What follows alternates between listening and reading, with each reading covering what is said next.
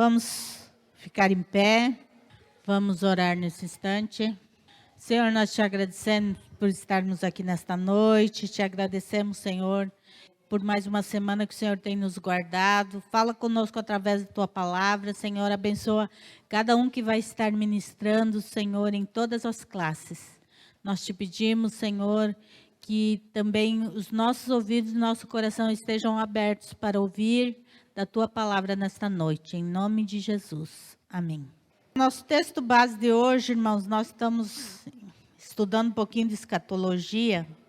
Sou muito chegada em escatologia, não. Mas eu estava falando com o pastor o seguinte, irmãos, até por causa da guerra que está acontecendo, está tendo muita coisa na internet, muita coisa escatológica, muitas visões assim. Então, nós precisamos passar a nossa visão, porque senão pega uma coisa daqui, outra coisa dali, e de repente vira uma miscelândia na cabeça esse negócio de escatologia. Então, nós temos que passar a visão nossa de escatologia. O texto base é Apocalipse, capítulo 20, do 1 em diante. E vi descer do céu um anjo que tinha a chave do abismo e uma grande candeia na sua mão. Ele prendeu o dragão, a antiga serpente, que é o diabo e Satanás, e amarrou-os por 1000 anos. E lançou-os no abismo, e ali o encerrou, e pôs selo sobre ele, para que mais não engane as nações, até que os 1000 anos se acabem. E depois importa que seja solto por pouco tempo. E vi tronos, e assentaram-se sobre eles aqueles a quem foi dado o poder de julgar. E vi as almas daqueles que foram degolados pelo testemunho de Jesus e pela palavra de Deus, e que não adoraram a besta nem a sua imagem, e não receberam o sinal na testa nem na mão, e viveram e reinaram com Cristo durante 1000 anos. Mas aos outros mortos não reviveram, até que os 1000 anos se acabaram. Essa é a primeira ressurreição. Bem-aventurado o santo, aquele que tem parte na primeira ressurreição, pois estes não têm poder à segunda morte, mas serão sacerdotes de Deus e de Cristo e reinarão com ele 1000 anos. Então, nós vamos falar um pouquinho sobre o milênio, né? Esses 1000 anos que Cristo vai reinar aqui na Terra, e algumas considerações sobre o milênio. Há muitas versões, né, falando sobre o milênio. Há quem diga que o milênio não é literal, mas o texto aqui é muito claro, né, que é 1000 anos. Então, ele é literal, sim. Depois que a igreja for arrebatada, como nós vimos lá, e quando Jesus vier para socorrer a nação de Israel, então vai começar os 1000 anos de paz aqui na terra. 1000 anos do reinado de Cristo. Esse reinado de 1000 anos, ele vai acontecer algumas coisas neste 1000 anos. Alguém aqui tem alguma colocação sobre o milênio que já ouviu por aí? Sobre esses 1000 anos que Cristo vai reinar? Que se fala muito sobre o milênio.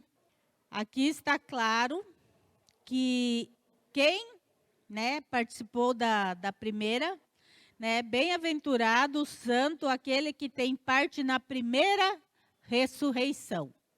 Essa primeira ressurreição se dá na vinda de Jesus, porque o texto diz que primeiro ressuscitarão os mortos, né, e depois os que estiverem vivos se encontrarão com Jesus nas nuvens. Então, os santos são esses, da primeira ressurreição, e são nós, a igreja, que vai reinar com Jesus aqui na terra nesses 1000 anos. No milênio, Jesus ele vai comandar o mundo a partir de Israel.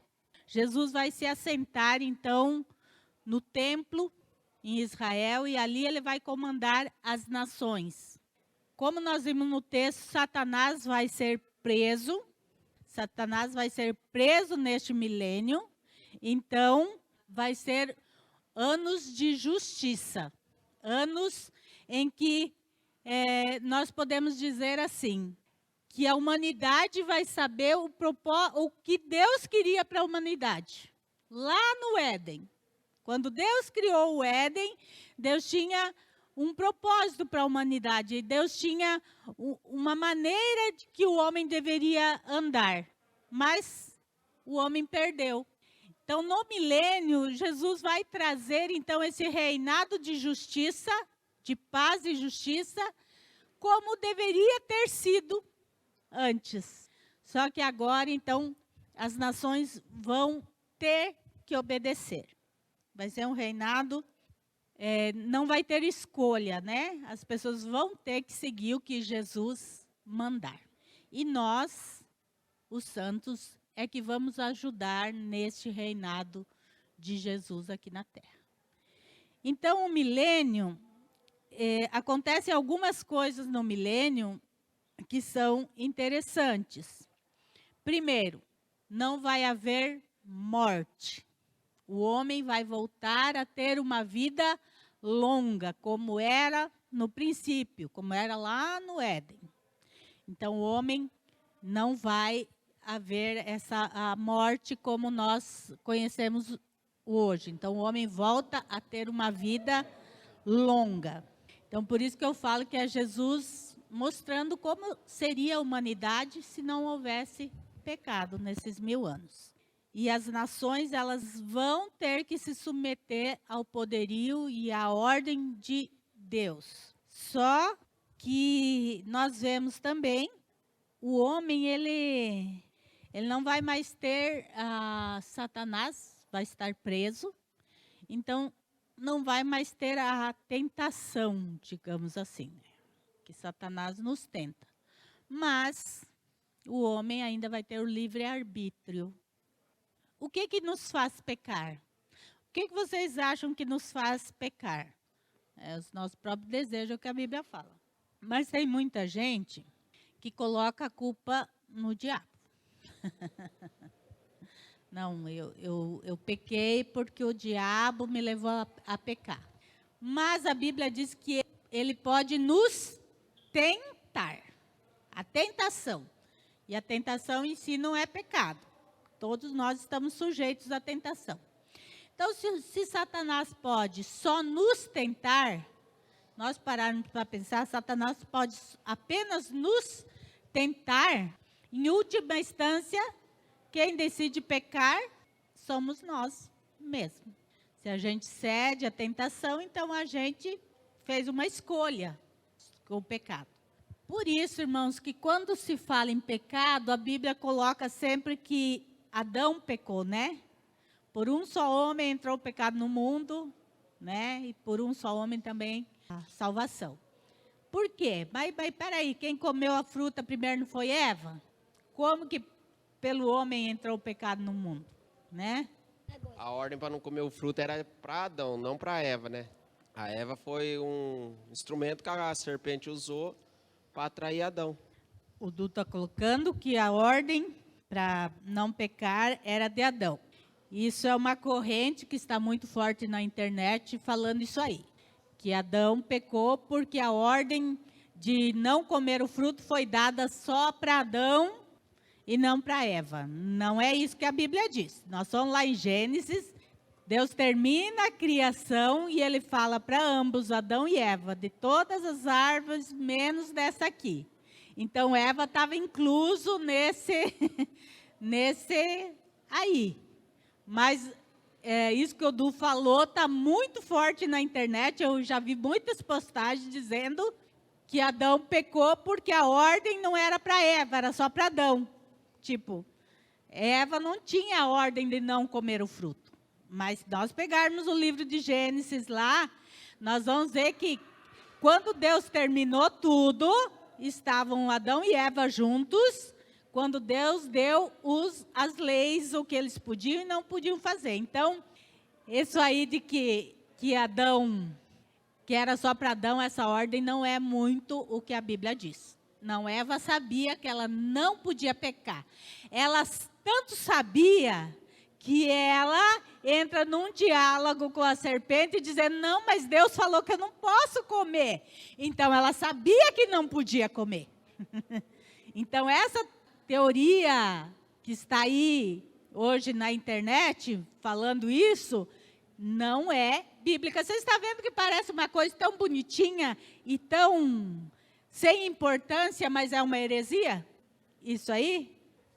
Toda vez que a Bíblia se refere ao homem, filho do homem, o homem, ele não está se referindo ao sexo masculino, ele está se referindo ao ser humano. É porque na Bíblia se trata muito o homem, considerando que a mulher está debaixo da submissão, ela já está inclusa também. Ela não está exclusa quando fala o homem.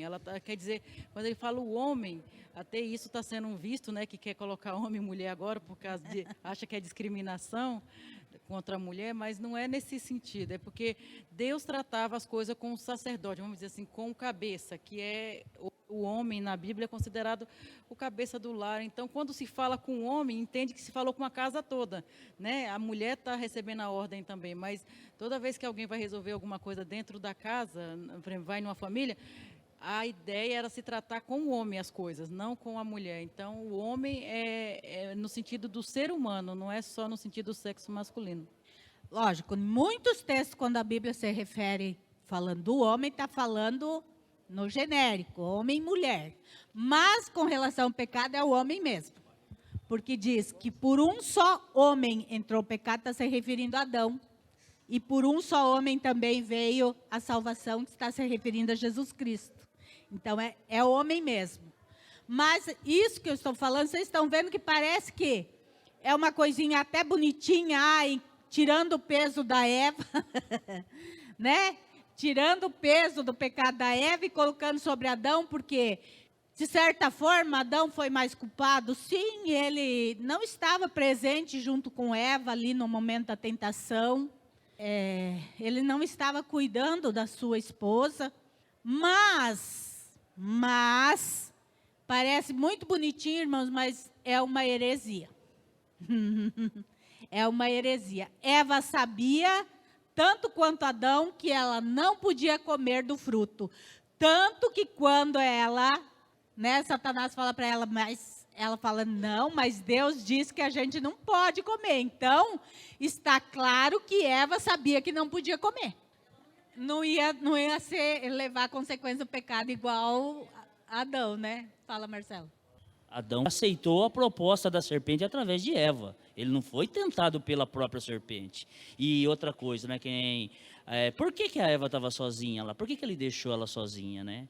É um risco, né? Que ele correu, que ele não estava lá. Então, ele foi fraco. Ele aceitou a proposta, para mim, de Eva. Ele comprou a ideia de Eva e não da serpente, que nem Eva comprou. Exatamente, isso que o Marcelo falou. Adão é o pecado original, que se chama, né? O pecado de Adão foi o pecado original. Por quê? Eva pecou, mas ela foi tentada a pecar. Satanás estava ali, pipipi, no ouvidinho dela, né? Mostrando que não era do jeito que ela pensava. Seduziu, né? Com palavras, Eva, tal. E ela pecou. Adão não foi tentado a pecar. Não, a Bíblia não diz que a serpente foi tentar Adão para ele comer do fruto. Adão fez uma escolha de pecar. Eva também fez a escolha, mas ela, em última instância, ela foi tentada pelo diabo. Adão não foi tentado pelo diabo. O diabo é homem ou anjo? Porque assim, eu vou colocar assim, dúvida, por um só homem, Jesus. O diabo não é homem.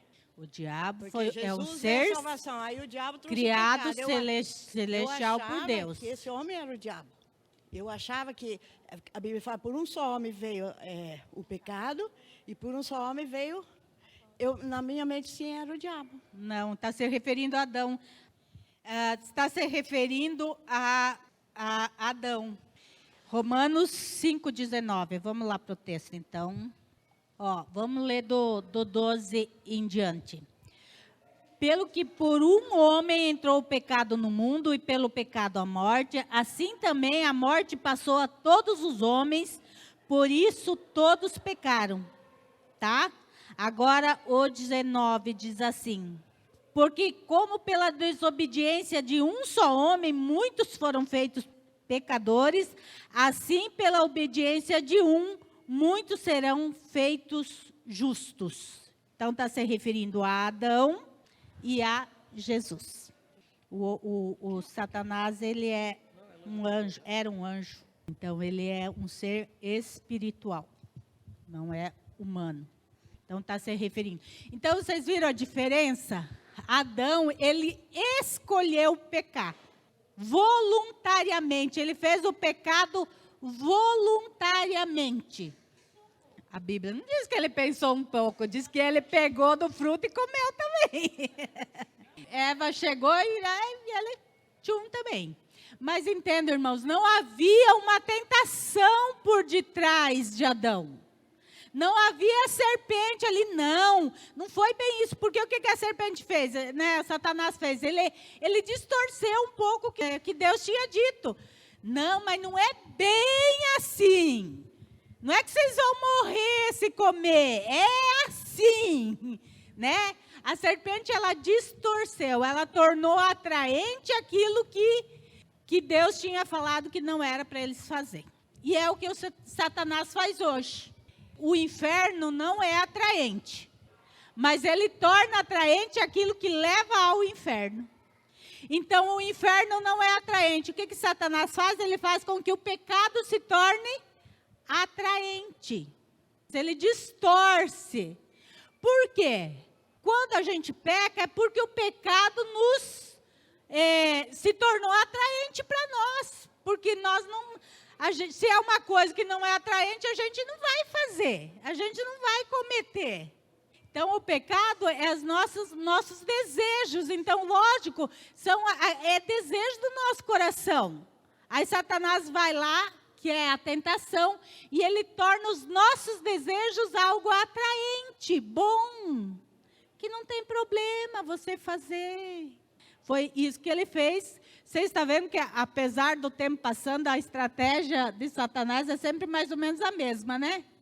Ele distorce um pouquinho o que Deus fala e ele torna atraente aquilo que não se deve. Foi isso que aconteceu no Éden.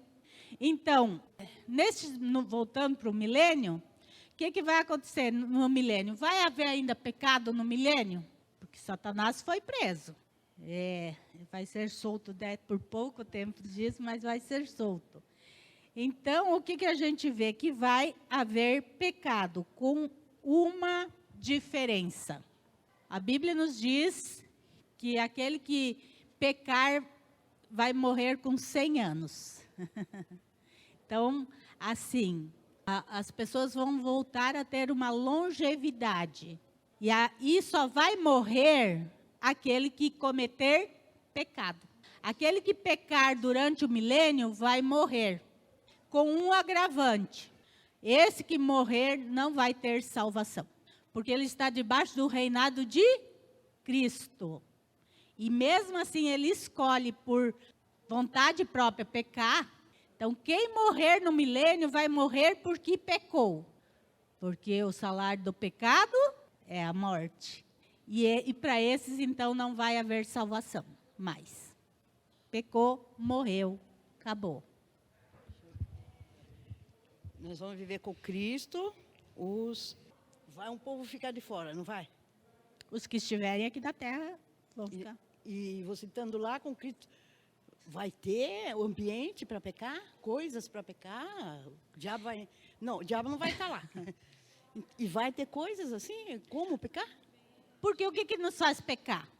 O desejo. Os desejos, nossos desejos. Mas se nós estamos com Cristo lá, somos já santos, nós vamos ter ainda? Não. Os santos, não. Os santos, quem participou do arrebatamento da igreja, esses não vão mais pecar. As pessoas que vão ser governadas por Jesus aqui na terra, essas vão pecar, Porque entendeu? o arrebatamento vai lá para É, onde? primeiro vai haver o arrebatamento da E igreja. essa pessoa vai para Nós vamos, provavelmente eu sou, pastor Isaías e eu não brigamos com isso, mas eu sou meso-tribulacionista. Eu acho que Jesus volta na metade da grande tribulação. Nos 3 anos e meio, Jesus vem, ó, leva a Eu igreja. sou pré. E assim, A Magda já é mais eu sou de pré. fé, é pré. Esse povo, né, foi arrebatado, está lá. Então, esses que vão ficar aqui, Jesus não vai ficar lá com nós? Nós vamos ficar Meu- aqui com Jesus. Agora confunde. Espera aí. Sobe e vai descer? Isso. E nós fomos arrebatados por quê? Porque nós já estamos salvos. Não por santidade. Não, a Porque igreja... se nós vamos descer com Cristo, ficar com Cristo. Sim. Mas eu estou me santificando para ser arrebatado. Certo? Esse povo que foi arrebatado vai descer com Cristo.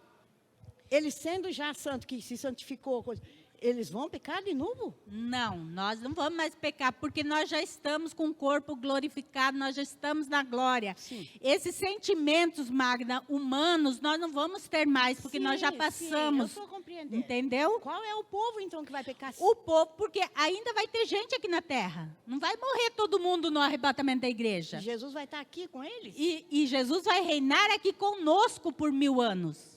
E nós vamos ficar no Nós meio desse povo? vamos ser esses que vão ter poder para julgar as nações. Nós vamos ajudar Jesus nesses 1000 anos aqui na terra. Nós, os que subimos com a igreja para o arrebatamento, os santos que falem aqui Apocalipse. Nós não vamos mais pecar. Mas as pessoas, por quê? Porque Jesus vai fazer as nações se submeter ao desejo dele. Não quer dizer que as pessoas elas vão ser obrigadas a se sujeitar à lei de Deus. Mas vai continuar. Então, por exemplo, assim, existem coisas, desejos no nosso coração, eles estão ali, né? A gente até controla eles. Mas se a gente der vazão a eles, por isso que ainda vai ter pessoas no reinado de Jesus que vão pecar.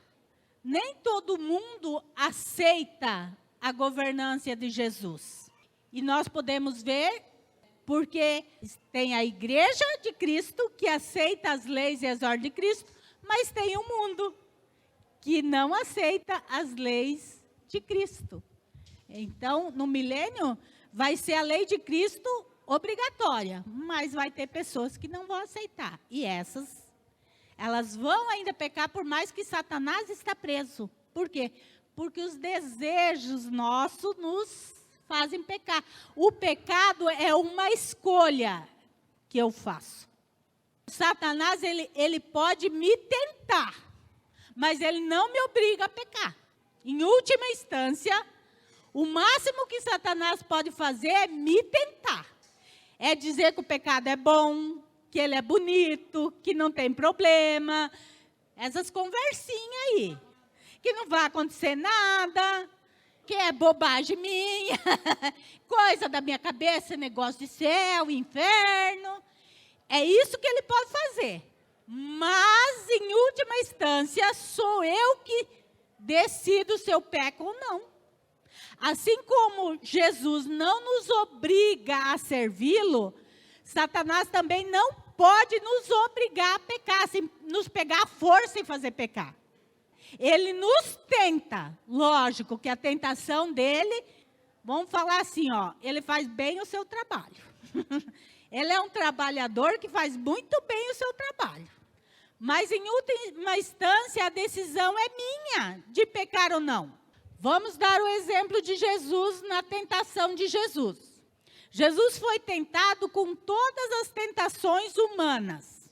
Você tem fome, transforma essa pedra em pão. Pô, ele estava jejuando há 40 dias. Qual era a maior necessidade de Jesus? Comida. Jesus estava morrendo de fome. Ele era homem. Então, Satanás tentou ele com a comida. Não deu certo. Aí, Satanás vai lá e mostra, olha, tá vendo tudo isso aí? É meu. Foi me dado, eu dou a quem quiser. Se você me adorar, tudo isso sai seu. Poder e glória. Coisa que o homem gosta, poder e glória. O homem adora um poder e adora uma glória. Não conseguiu. Aí ele vai lá, não, joga daquilo lá embaixo. Quer dizer, se você realmente acredita ser filho de Deus, se você acha que Deus é isso mesmo que você diz, então se jogue, porque está escrito que, quer dizer, colocando a fé em xeque. Mas você acredita que você é filho de Deus, então se joga, porque está escrito. Então, vocês viram que e Jesus não cedeu à tentação. Então, Satanás, ele joga a tentação. A escolha de cair ou não é nossa. Jesus, ele não caiu. E nós também podemos não cair na tentação. Satanás, ele vai, sim. Ah, mas isso aí, o que é isso aí? Todo mundo faz. Essa é a tentação de Satanás. Mas todo mundo faz, por que você não faz também? A maior estratégia de Satanás é tornar o inferno menos feio do que ele é e o céu menos atraente do que ele é. Se ele conseguir mudar essa visão que a gente tem de céu e inferno, pronto, ele ganhou. Porque se eu achar que o céu não é tão atraente e que o inferno não é tão feio, então eu começo a perder os meus parâmetros de certo e errado. Infelizmente, nos nossos dias é o que mais tem acontecido, né? Satanás tem cada dia procurado mostrar que o inferno não é tão ruim assim. E que o céu não é tão bom assim também. Qual a visão de céu que tem por aí? Monótono, o que vai ficar fazendo lá? Vai ficar cantando o dia inteirinho. Essa é a visão de céu. E a visão de inferno? Os amigos, a festa, a bebedeira. Essa é a visão de inferno. Essa é a visão de inferno. Para muitos, já falam que o inferno é aqui mesmo, né? Então, vocês vejam que essa é uma estratégia maligna. A gente ri, que tem charge e tudo mais. Mas qual é a estratégia? Se eu tornar o inferno menos feio do que ele é, mais gente vai querer. Se eu tornar o céu menos bonito do que ele é, menos gente também vai querer ir lá. Se nós tirarmos da nossa vida céu e inferno, o que que resta? Essa vida aqui. Se nós tirarmos a eternidade, só resta essa vida aqui. E aí, então, se o céu não é atraente, o inferno, eu tiro isso da minha vida, eu vou aproveitar essa vida aqui, porque senão eu estou perdendo tempo. Eu vou ficar cheio de regra, cheio de uma conduta, se eu posso curtir a vida. Então, é muito mais fácil, né? Acho que essa é a grande. A vida é curta, tem que viver agora. A vida é curta, né? Pastora. As pessoas esquecem que a eternidade é longa. As pessoas esquecem. Eu queria só fazer uma pergunta, emendando na que a Magda fez. Por exemplo, a gente não tem noção do período onde acontece o arrebatamento e a igreja vai para o céu. Aí a gente não sabe quanto tempo passa lá para que Jesus retorne com essa igreja, como diz lá no final de Apocalipse, que né, o novo céu descer, né? Não, o novo céu, não. O novo céu e a nova terra é depois do milênio. Depois do milênio, tá. Depois que Satanás for solto. Então, assim, esse período que Jesus leva a igreja para o céu, né, arrebata, encontra nos ares. Aí, esse período, até ele retornar para reinar 1000 anos com o pessoal que ficou aqui, a gente não tem noção desse período de tempo, né? Tem. Não, tem? Tem. É instantâneo? É no final da grande tribulação. Quantos anos vai durar a grande tribulação? 7 anos. 7 anos. 3 anos e meio, eu creio que Jesus vem buscar a igreja, na metade da grande tribulação. A partir do momento que a igreja sobe, a igreja subiu, o Espírito Santo saiu da terra. Aí o negócio aqui vai ferver. Ficar do jeito que o diabo gosta mesmo. Satanás vai ter toda a liberdade para fazer o que ele quiser. O que vai acontecer nesses 3 anos e meio? Aqui na terra, Satanás vai colocar as nações, então, contra Israel. E a igreja, o que vai estar fazendo no céu? As bodas do Cordeiro que Jesus prometeu. Nós vamos ficar 3 anos e meio em festa, irmãos, lá no céu. É as bodas do Cordeiro. As bodas do Cordeiro, quem ficar para a grande tribulação, que vai haver ainda salvos, mas eles não vão participar das bodas do Cordeiro. Eles vão perder as bodas e o galardão, quem ficar. Por que quem ficar? Porque, segundo a Bíblia, só 50% da igreja vai subir. 50% vai ficar, que não está preparado para ir. Ah, não tem mais o Espírito Santo que convence do pecado, da justiça e do juízo. Não tem. Mas quem conheceu a verdade vai saber que a igreja subiu. Vai saber que a igreja está com Cristo.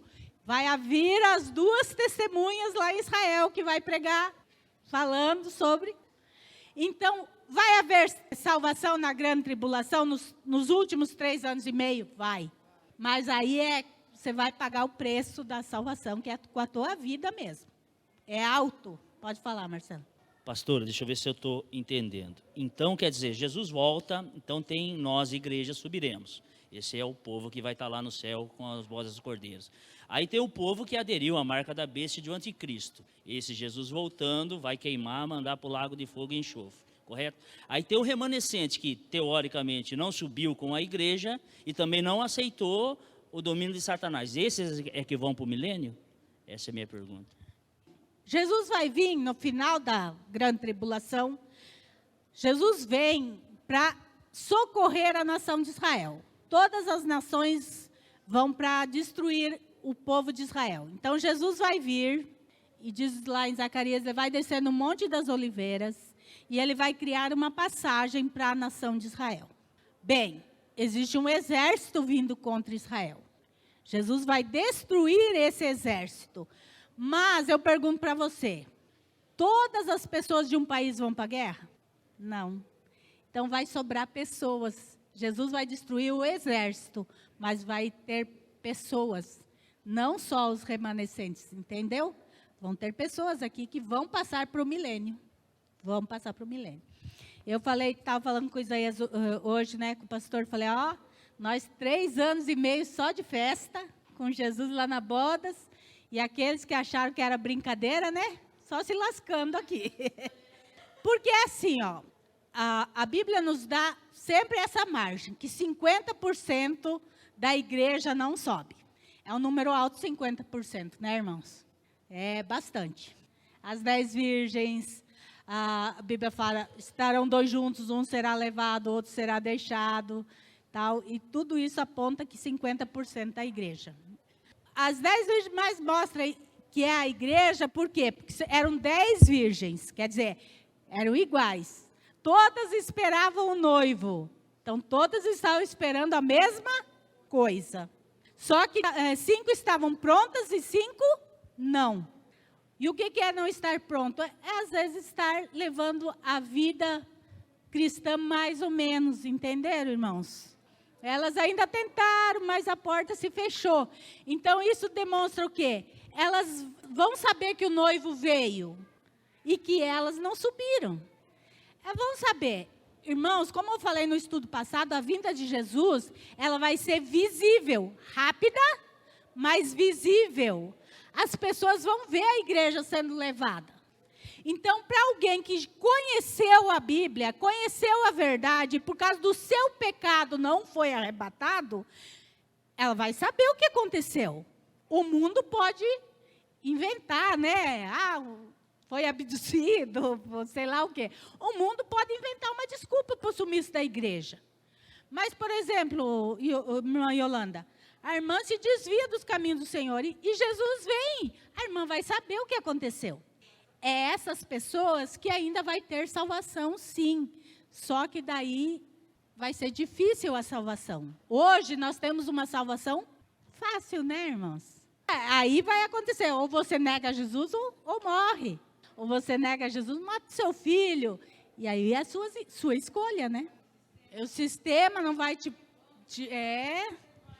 Então, só que daí, entendeu? Você vai pagar o preço das suas escolhas mal feita antes. Fala, Paulo. Bíblia diz que ninguém sabe o dia nem a hora da volta de Jesus. Mas baseado nesses 3 anos e meio, fazer um cálculo? Ou Não. antecipar? Não. Ano e meio, início da grande tribulação, mais ou menos Sim. ali no metade. É. Então, assim, ó, a gente não sabe o dia e a hora, mas a gente sabe os sinais, né? Os sinais da vinda de Jesus. Primeiro sinal, paz em Jerusalém. Nós estamos vivendo uma guerra em Israel. Se houver um acerto de paz entre os países muçulmanos e Israel, comece a se preocupar seriamente, Então, colocar sua vida em ordem. Segundo, a construção do terceiro templo em Israel. Jesus só vai vir quando esse templo estiver construído. Por que ele não foi construído ainda? Porque existe uma mesquita no lugar do templo.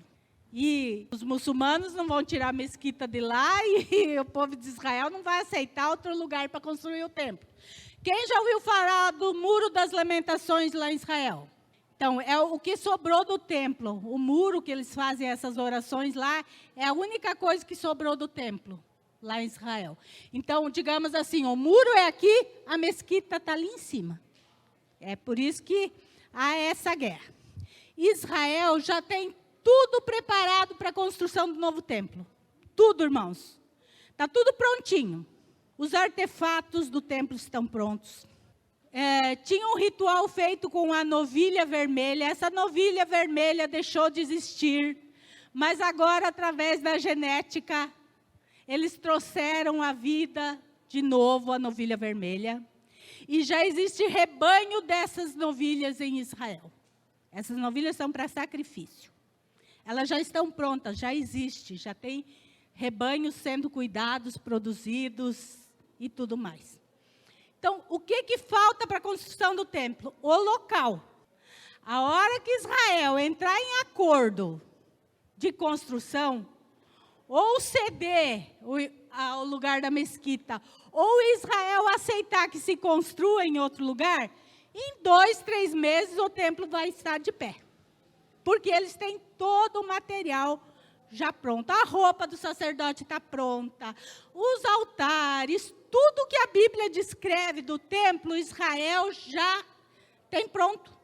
A arca, essa Deus tirou, a arca sumiu, ninguém sabe, ninguém viu. Mas os outros artefatos do templo estão todos prontos. Então, assim, irmãos, com a tecnologia, com a condição que Israel tem, ele tendo lugar, 2, 3 meses, o templo está pronto. O templo está pronto, é um sinal que Jesus... Só que aqui, quem vai reinar no templo? O anticristo. Ele vai se assentar no templo no lugar de Jesus. O que falta para o anticristo reinar? Uma baita de uma guerra em que as nações aceitem um governo único. Da pandemia para cá, essa ideia de governo único aflorou. E ela hoje é algo que está sendo difundido, falado, e muita gente entrando nessa. Existem patrocinadores milionários que estão por trás dessa ideia. Guilherme Soros é um deles, que difunde a ideia de um governo único. Então, o que está impedindo o anticristo de reinar? As leis dos países, porque cada país quer ter a sua autonomia. Estados Unidos não pode mandar aqui no Brasil, nem o Brasil em outro país, porque cada país tem suas leis e ele tem a sua autonomia. A partir do momento que isso for quebrado, irmãos, então surge o anticristo. Por que as nações vão aceitar? Porque ele vai prometer paz. E por 3 anos e meio vai haver paz. O mundo precisa estar um caos para o anticristo surgir. O que a gente tem visto acontecer no mundo? Caos, irmãos. A gente só vê tragédia no mundo. Gente, cada dia é uma tragédia maior que a outra. O amor está deixando de existir nas pessoas. O amor de pai para com filho, de filho com pai, do amor ao próximo. As pessoas, olha, elas, por nada, elas matam. Gente, ó, eu deixei de assistir notícia, deixei. Ai, o Isaías, de vez em quando, insiste em colocar notícia. Eu não estou mais aguentando, gente. Por quê? Bom, essas notícias de TV aberta é sem condição, porque é só tragédia. E é umas coisas revoltantes, revolta a gente. Tem umas coisas que revoltam a gente. Como que o ser humano consegue fazer aquilo com outra pessoa? Com crianças. Vocês viram o massacre lá nos Estados Unidos agora? Essa semana, ontem ou antes de ontem, né? O cara lá saiu matando um monte de gente. Gente, uma coisa, digamos, né? Colocando assim, é eu tá de briga com a Magda no calor da raiva, matar a Magda, porque nós tínhamos uma rixa. Agora, ele saiu matando pessoas que ele nunca viu na vida, que ele não tinha nada contra. O Hamas entrou lá em Israel e matou, degolou criança. O que uma criança ela pode acarretar de perigo? Qual o perigo que uma criança pode causar? Um bebê. Qual o perigo que um bebê pode... Mas eles mataram. Eles mataram. Isso não é crueldade pura? Mal puro. Isso é o mal, forma humana. Mas na nossa mente, como que alguém consegue fazer isso, né? A gente ama as crianças, todas elas. Não tem como a gente não amar. Então, a gente vê que a maldade no mundo, ela está florescendo mesmo. E o mundo precisa entrar num caos para que daí o anticristo venha com a proposta, não, eu vou conseguir pôr as coisas em ordem. Eu vou conseguir trazer a paz. Eu vou conseguir trazer a paz aqui, então eu vou... E aí o que vai acontecer? Vai se aceitar, porque quem não quer paz? Repentina destruição, porque é o que ele vai prometer. Então, o anticristo, ele vai conseguir trazer paz em Israel por 3 anos e meio. Aí depois ele vai se mostrar quem ele é mesmo, então ele vai querer a destruição de Israel. E aí, irmãos, o milênio então vai ser esses 1000 anos que nós vamos estar reinando com Jesus. Então a justiça de Jesus vai prevalecer no mundo. O que diz? Que a vontade de Deus é boa e agradável. Então nós vamos ter um mundo justo nesses 1000 anos. Mundo de justiça. Não vai haver corrupção, que Jesus não vai se corromper, né, como o homem. Não vai haver corrupção. Não vai haver fome, porque Jesus não vai deixar fome. Por que existe fome no mundo hoje? Com tanta tecnologia de produção de comida. Por causa que não é vantajoso para os homens acabar com a fome.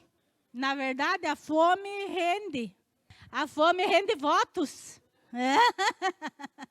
E nós estamos vendo isso aqui no Brasil. Imagine lá, Etiópia, aqueles países assolados lá, que não tem nada, absolutamente nada para comer. Vocês acham que os países mais ricos do mundo não têm condição de acabar com a fome na África, na Europa, lá na Etiópia, nesses lugares? Gente, quanto se gasta com esse negócio no espaço? Com naves espaciais e foguetes, é dinheiro que a gente nem sabe quanto que é, né? Não dava para matar a fome da humanidade? O que nos interessa quantos planetas existem? O que interessa se Júpiter tem 3 ou 4 luas?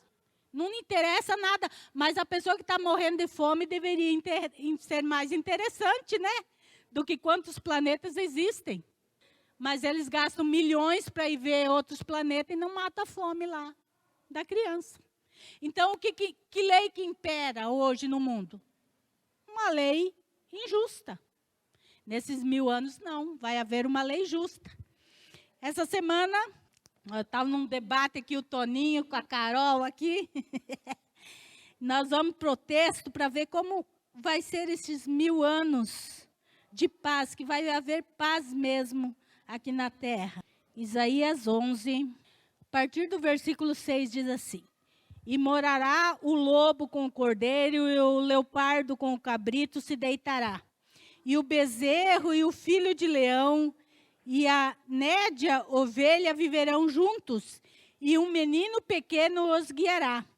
A vaca e a ursa pastarão juntas, e seus filhos juntos se deitarão. E o leão comerá palha como boi. E brincará a criança de peito sobre a toca da áspide.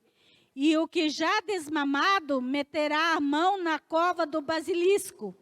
Não se fará mal nem dano algum em todo o monte da minha santidade, porque a terra se encherá do conhecimento do Senhor, como as águas cobrem o mar. E acontecerá naquele dia que as nações perguntarão pela raiz de Jessé, posta por pendão dos povos, e o lugar do seu repouso será glorioso. Vocês estão vendo como vai ser esses 1000 anos? Os animais, eles não vão mais ser ferozes como são hoje. Aqui está falando que a criança vai poder brincar com uma cobra e ela não vai fazer dano. Então, isso está mostrando que não vai haver o mal. Por que há o mal na natureza hoje? Por causa do pecado. Maldita é a terra, não foi a sentença que Deus deu? Maldita é a terra por causa de vocês. A terra se tornou maldita, mas esse não era o plano de Deus para o homem. Quem deu nome aos animais? E se os animais fossem ferozes lá no Éden, o que ia acontecer com Adão? Verá o lanchinho do leão. Não ia dar bem tempo de colocar o nome do leão. Jesus vai trazer de novo esse reino por esses 1000 anos aqui na terra. Então a humanidade vai saber o que é viver num governo que Deus tinha planejado para o homem desde o Éden. Pacífico e não vai haver guerras. Jesus não vai permitir que hajam guerras. Entende? Então nós, os santos, nós vamos estar com Jesus nesses 1000 anos, ajudando o reinado de Jesus. Ajudando o reinado de Jesus. Sim, depois dos 1000 anos, Satanás é solto, diz por um pouco de tempo. Por um pouco de tempo. E o que ele vai acontecer? Ele vai pegar essas pessoas que não querem o reinado de Jesus e vai se levantar contra, novamente, Jesus. No caso, a igreja, por isso que ela precisa de todo esse perfil de santificação, porque é o que está se pregando ao contrário, que pode ir de qualquer jeito, mas não vai subir um povo que vai reinar com Cristo, julgar as nações, se não for um povo santificado. E sem essa santificação, ninguém vai ver a Deus, é por isso, né? Esse povo que vai subir é um povo santificado, né? Santificado. Por isso que sem a santificação, tem que se esmerar ninguém muito. verá o Senhor. Fala, Marcelo. Então, assim, tem muitas pessoas aí, a gente vê na internet, falando que estamos perto de Gog e Magog, mas na verdade não, Gog e Magog vai ser essa última guerra. Depois do milênio. Depois do milênio. Depois essa do é a minha milênio, dúvida. vai vir Gog e Magog. Mas, só que tem uma diferença, né, irmãos? Quando as nações se levantam contra Israel, eles vão matar parte de Israel lá até, porque diz que Jesus vai voltar quando Israel clamar. Lembra quando Jesus fala lá? Jerusalém, Jerusalém, né? Quantas vezes eu quis acolher vocês como a galinha acolhe o pintinho, e vocês não quiseste? Então, vocês não vão me ver mais até o dia que disserem, bendito é o que vem em nome de Jesus. Então, quando Israel reconhecer que Jesus é o Messias e clamar por Jesus, então Jesus vai vir, então nós vamos, entrar nessa guerra. Mas a guerra depois do milênio, quando Satanás é solto e ajunta as nações, a Bíblia diz que com o sopro da boca Deus vai destruir. Então não vai haver guerra, né? Porque é o sopro da boca de Jesus, ele vai destruir. E aí sim vem o juízo final. Nós não vamos entrar no juízo final, porque já deu o nosso tempo hoje. Fica para a semana que vem, certo? Alguma dúvida sobre o milênio? Muitas, né? Porque escatologia é um negócio sério. Escatologia é um negócio difícil. E por quê? Porque o Apocalipse tem textos literal e texto figurado. Então, a gente não pode misturar uma coisa da outra. Mas nós precisamos saber também escatologia e a visão correta, porque hoje na internet, nossa, é tanta heresia, é tanta coisa falada. Até Eva saiu de boazinha na história ali. Mas é tanta coisa assim, ó, que está sendo socado. Nossa, se você pôr lá a Arca da Aliança na internet, nossa, tem teoria de tudo quanto é jeito, né? Da Arca da Aliança. A Arca da Aliança sumiu. O pastor Isaías crê que Deus mesmo a tomou. E isso agora nós não sabemos, só se ela aparecer de novo. Ela vai aparecer. Ela vai aparecer. Mas é assim. Então, nós precisamos saber biblicamente o que diz, para a gente não entrar nessas coisas, né? Tem gente já marcando que o ano que vem Jesus volta, né, Douglas? Já tem gente marcando que o ano que vem Jesus volta. Pode ser que volte mesmo o ano que vem, gente. Mas assim, a gente não pode marcar data. Ou dizer, não, isso aí é algo que, se a Bíblia diz que nem Jesus sabe, então a gente está querendo saber mais que Jesus. Então nós precisamos ter prudência, irmãos, prudência, mas saber os fatos. O céu é um lugar maravilhoso, que nós não temos dimensão do que é o céu. Nós não temos, a mente humana é limitada para entender o que é o céu. Maravilhosamente o que é o céu. Nós não temos noção do que é o céu. E o céu vai ser um lugar monótono.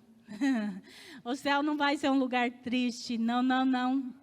No céu só vai haver coisa boa. Diz que lá não vai haver choro, nem dor, nem tristeza. O céu é tudo e muito mais do que a gente imagina. Consequentemente, irmãos, o inferno também é tudo e muito mais do que a gente imagina. No inferno não vai ter lugar de alegria. No inferno só vai haver tristeza, rancor, dor, angústia. Não vai ser festa, não. Você não vai bater papo com seus amigos, não.